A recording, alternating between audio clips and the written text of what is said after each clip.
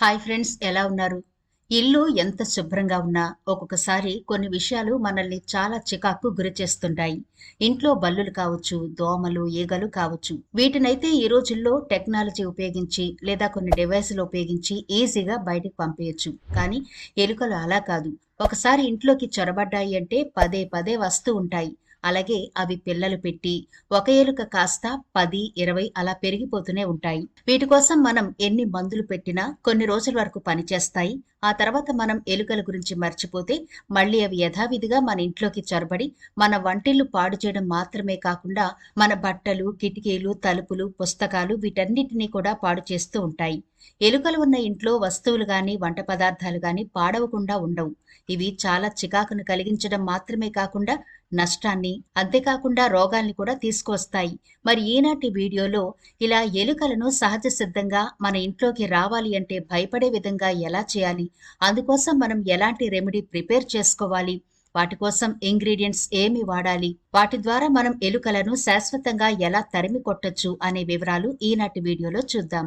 కాబట్టి స్కిప్ చేయకుండా చివరి వరకు చూడండి. మనం ఇండిపెండెంట్ హౌస్ లో ఉన్న, రెంటెడ్ అపార్ట్మెంట్స్ లో ఉన్న ఎలుకలు సర్వసాధారణంగా వస్తూనే ఉంటాయి. కాబట్టి ఇది అందరికీ యూస్ఫుల్ వీడియో అవుతుంది. స్కిప్ చేయకుండా చివరి వరకు చూడండి. అలాగే మన ఛానల్ని ఎవరైనా ఫస్ట్ టైం చూస్తుంటే సబ్స్క్రైబ్ చేసుకోవడం మర్చిపోకండి. పక్కనే గంట సింబల్ కనిపిస్తోంది కదా, దాన్ని ప్రెస్ చేసి ఆల్ నోటిఫికేషన్ ఆన్ చేసుకుంటే మేము ఎప్పుడు వీడియో అప్లోడ్ చేసినా నోటిఫికేషన్ ద్వారా ముందుగా మీ ఫోన్లోకి వస్తుంది, మీరు చూడొచ్చు. అంతేకాదు ఫ్రెండ్స్, మాదొక చిన్న రిక్వెస్ట్, ఈ వీడియో నచ్చితే లైక్ చేయడం మర్చిపోవద్దు. మీ లైక్ మాకెంతో మోటివేషన్ ఇస్తుంది ఇలాంటి మరిన్ని వీడియోలు చేయడానికి. అంతేకాకుండా మీ లైక్ వల్ల ఈ వీడియో మరికొందరికి రీచ్ అవుతుంది కూడా. కాబట్టి మర్చిపోకుండా లైక్ చేయండి ఫ్రెండ్స్. ఇక టాపిక్ లోకి వెళదాం. ఎలుకలు ఉన్న ఇల్లు రోగాలకు దారితీస్తుంది. ఎందుకంటే అవి విసర్జించే మలమూత్రాల వల్ల కూడా అనేక రకాల ఇన్ఫెక్షన్లు సోకే ప్రమాదం ఉంటుంది. లెప్టోస్పిరోసిస్ అనేది బ్యాక్టీరియల్ ఇన్ఫెక్షన్. ఇది ఎలుకల వల్ల వస్తుంది.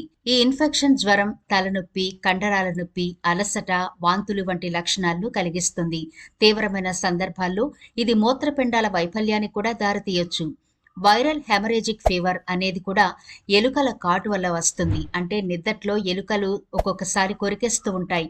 వాటి వల్ల ఇన్ఫెక్షన్, జ్వరం వస్తుంది. రక్తస్రావం, అవయవ నష్టం కూడా కొన్నిసార్లు జరగొచ్చు. ఇక క్షయ, ఇది ఊపిరితిత్తులను ప్రభావితం చేసే అంటువ్యాధి. ఎలుకల మలం లేదా మూత్రంతో వ్యాపిస్తుంది. ఈ ఇన్ఫెక్షన్ దగ్గు, అలసట, బరువు తగ్గడం, జ్వరం వంటి లక్షణాలను కలిగిస్తుంది. ఇవి కొన్ని రకాల డిసీజ్లు మాత్రమే.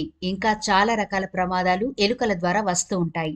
అయితే ప్రస్తుతం మనం ఇంట్లో ఎలుకలు లేకపోయినా గాని మన చుట్టుపక్కల వారు ఎవరైనా సరే ఎలుకలను వదిలించుకోవడానికి చేసే ప్రయత్నాల్లో అవి మన ఇళ్లు వెతుక్కుంటూ రావచ్చు. కాబట్టి ఎలుకలు ఇంట్లో ఉన్నా లేకపోయినా అవి ఎప్పటికీ రాకుండా ఉండడానికి కొన్ని జాగ్రత్తలైతే తీసుకోవాలి.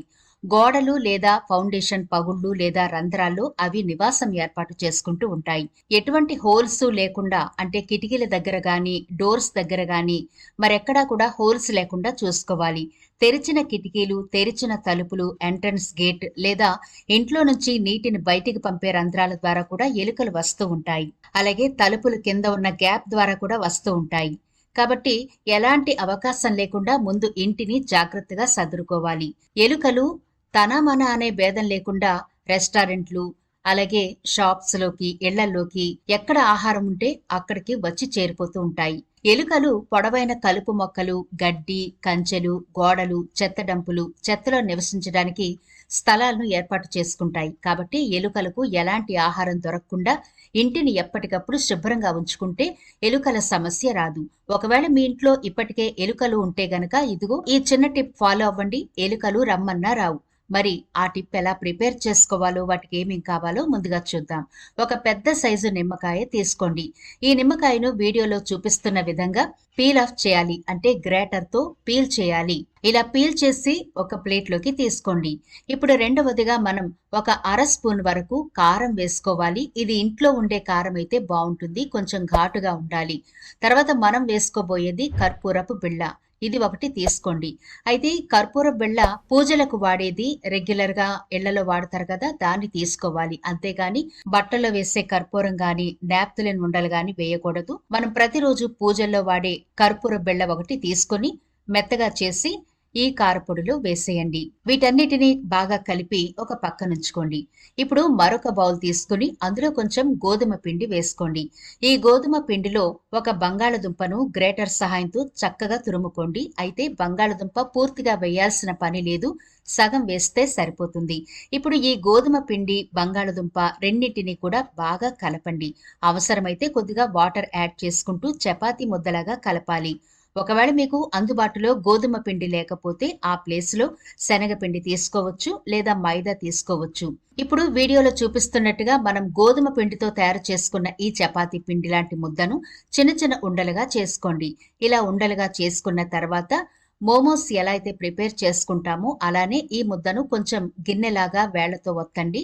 అలా ఒత్తిన తర్వాత మనం ప్రిపేర్ చేసుకున్న లెమన్ కారం ఉంది కదా, ఆ మిశ్రమాన్ని కొంచెం ఈ గోధుమ గిన్నెలో పెట్టి బాగా రౌండ్లు మూసివేసి 2 చేతులతో బాల్స్ లాగా ప్రిపేర్ చేసుకోవాలి. ఇలా అన్ని బాల్స్ ప్రిపేర్ చేసుకుని పక్కనుంచండి. ఇప్పుడు వీటిని ఎక్కడెక్కడ ప్లేస్ చేయాలో ముందుగా ప్లాన్ చేసుకోవాలి. మీరు ఎంత పగడ్బందీగా ఇంటిని ఉంచుకున్నా, నీటిగా ఉంచుకున్నా తలుపులకు, కిటికీలకు ఎలుకలు కన్నాలు వేసి మరీ లోపలికొస్తూ ఉంటాయి. ఎలుకలు ఎక్కువగా ఎక్కడి నుంచి ఇంట్లోకి వస్తున్నాయో ముందుగా గమనించండి. అలాగే ఎలుకలు ఎక్కువగా ఎక్కడ ఉంటున్నాయో కూడా ఆయా ప్రాంతాలను గమనించాలి. అంటే ఎక్కడ ఎక్కువగా తిరుగుతున్నాయి అనే విషయాలు కూడా ముందుగా మీరు గమనించి ఆయా ప్రాంతాల్లో ఇప్పుడు ప్రిపేర్ చేసుకున్న ఈ ఉండలను ఉంచండి. ఇది చిన్నపిల్లలు తిరిగే ఇళ్లలో కూడా నిరభ్యంతరంగా పెట్టొచ్చు. ఎలాంటి కెమికల్ మనం వాడలేదు. కాకపోతే మనం కారం వేసాం కాబట్టి మరీ చిన్నపిల్లలుంటే కొంచెం జాగ్రత్తగా ఉండండి. అయితే ఇక్కడ ఇంకో విషయం ఏంటంటే, మీరు ఈ బాల్స్ ని తయారు చేసి పెట్టినప్పుడు ఎలుకలు తాగడానికి నీళ్లు లేకుండా చూడాలి. అంటే చుట్టుపక్కల ఎక్కడా కూడా వాటికి నీరు అందకుండా చేయాలి. ఎందుకంటే నోరు మండిపోయినప్పుడు అది దగ్గరలో నీళ్లు దొరికితే తాగి మళ్ళీ అక్కడే ఉండిపోతుంది, లేదా తాగి కొంచెం సేపు బయటికి వెళ్లి మళ్ళీ వచ్చేస్తుంది. కాబట్టి దానికి కడుపు, నోరు మండినప్పుడు నీళ్లు అందుబాటులో లేకపోతే దూరంగా వెళ్లిపోతాయి. ఇక మళ్ళీ రావడానికి కూడా సాహసం చేయవు. కాబట్టి నీళ్లు అందుబాటులో లేకుండా చూసుకోవాలి. అలాగే తలుపులు, కిటికీలు కూడా కొంచెం ఓపెన్ లో ఉంచితే మంచిది. అవి బయటికి వెళ్లిపోవడానికి అవకాశం ఉంటుంది. లేకపోతే ఇంట్లో చనిపోతే ఆ కంపు భరించడం చాలా కష్టం. ఇల్లంతా మళ్లీ క్లీన్ చేసుకోవాలి.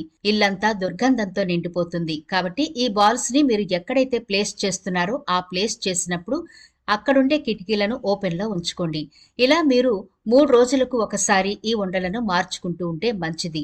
లేకపోతే 2 రోజులకు ఒకసారి కూడా మార్చండి. కానీ ప్రతిరోజు మీరు గమనిస్తూ ఉండాలి ఈ ఉండలు అవి తిన్నాయో లేదో అని. ఒకవేళ తినకపోతే ప్రతిరోజు ఫ్రెష్గా తయారు చేస్తే ఆ వాసనకు అట్రాక్ట్ అవుతాయి. తినలేదు కదా అని వాటిని అలాగే ఉంచేస్తే అవి ఎండిపోయి ఎలుకలను అట్రాక్ట్ చేయలేవు. మీరు ఈ ఉండలను ఎక్కడైతే ప్లేస్ చేశారో వాటిని గమనిస్తూ ఉండాలి. ఇలా రోజు విడిచి రోజు గాని 2 రోజులకు ఒకసారి గాని రెగ్యులర్ గా పెడుతూ ఉండండి. ఎలుకలు రమ్మన్నా రావు. అలాగే ముందుగా చెప్పుకున్నట్టుగా ఎలుకలకు ఇష్టమైన ఆహారాల్ని దూరంగా ఉంచుకోవాలి. అంటే స్వీట్లు గాని, జ్యూస్లు గాని వంటగదిలో ఉంటే ఎప్పటికప్పుడు శుభ్రంగా ఉంచుకోవాలి. గాలి వెలుతురు వచ్చేలా ఇంటికి జాగ్రత్తలు తీసుకోవాలి. అలాగే మొక్కలు పెంచుకునే వాళ్ళు కూడా కుండీలు ఎప్పటికప్పుడు క్లీన్ చేసుకుంటూ ఉండాలి. పుస్తకాల షెల్ఫ్లని, బట్టల బీరువాలు ఎప్పటికప్పుడు కూడా చెక్ చేసుకుంటూ ఉండాలి. ఇక వంటగదిలో సింకులో గాని లేకపోతే గ్యాస్ స్టవ్ దగ్గర గాని మనం చెక్ చేసుకుంటూ ఉండాలి. చలికాలంలో ఆ ప్లేసుల్లో ఎలుకలు ఎక్కువగా ఉండే అవకాశం ఉంటుంది కాబట్టి ఆ ప్లేసుల్లో మీరు ఎప్పటికప్పుడు తగు జాగ్రత్తలు అయితే తీసుకుంటూ ఉండాలి. ఇలా కనుక మీరు ఈ బాల్స్ ని ప్రిపేర్ చేసుకుంటే పైసా ఖర్చు లేకుండా ఇంట్లో ఉండే ఇంగ్రీడియంట్స్ తోనే ఈజీగా ఎలుకలను తరిమేయొచ్చు. మరి ఈ టిప్ నచ్చిందా? నచ్చితే మీ ఫ్రెండ్స్ అండ్ ఫ్యామిలీ మెంబర్స్ కూడా షేర్ చేయండి. ఛానల్ ని సబ్స్క్రైబ్ చేయడం మర్చిపోవద్దు. మరో ఇంట్రెస్టింగ్ వీడియోతో మళ్ళీ కలుద్దాం.